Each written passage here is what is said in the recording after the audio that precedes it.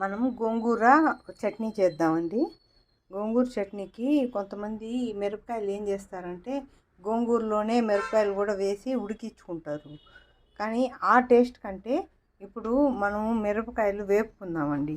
ఇప్పుడు మనం గోంగూర తీసుకున్నాం, పచ్చిమిరపకాయలు, ఇప్పుడు చూడండి ఈ చింతపండు తీసుకున్నాం, ఆనియన్ తీసుకున్నాం.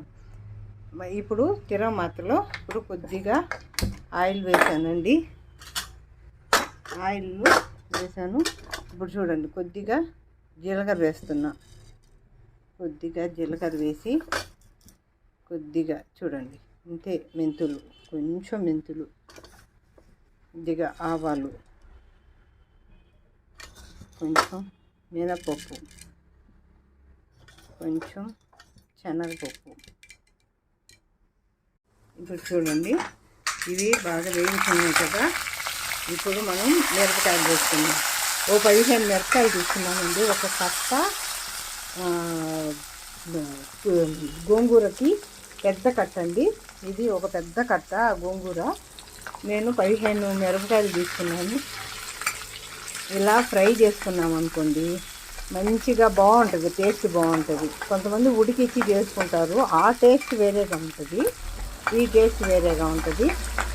ఈ టేస్ట్ చాలా బాగుంటుందండి, ఒకసారి ట్రై చేయండి, ఎక్సలెంట్గా ఉంటుంది. మనకి ఎప్పుడైనా కానీ చట్నీలో, ఏ చట్నీలో అయినా కొంచెం మనం ఇంగు వేద్దామండి. ఇంగు వేసుకుంటే కొంచెం టేస్ట్ బాగుంటుంది. ఈ మాత్రం వేగితే సరిపోతుందండి, ఈ మాత్రం వేగితే సరిపోతుంది. చూడండి గోంగూర వేస్తున్నాను.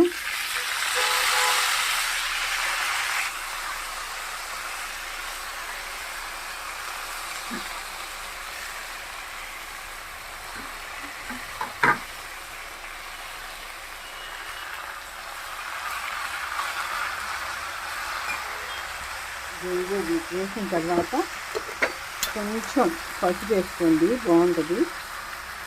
కొంచెం పసుపు,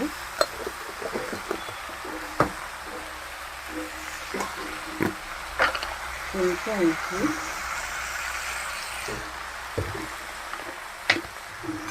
వేసి మనం బాగా ఉడికించుకున్నామండి. ఉడికిన తర్వాత ఈ గోంగూర చట్నీ మనకి ఐరన్, చూడండి ఈ గోంగూర ఇట్లా ఉంటే సరిపోతుంది. మనం గ్యాస్ ఆపేద్దాం, మిక్సీ చేసుకొని మీకు చూపెట్టాను. ఫైనల్గా తిప్పేసిన తర్వాత ఆనియన్స్ వేసి కొంచెం అట్లా కలిపేస్తే రెడీ అయిపోతుందండి.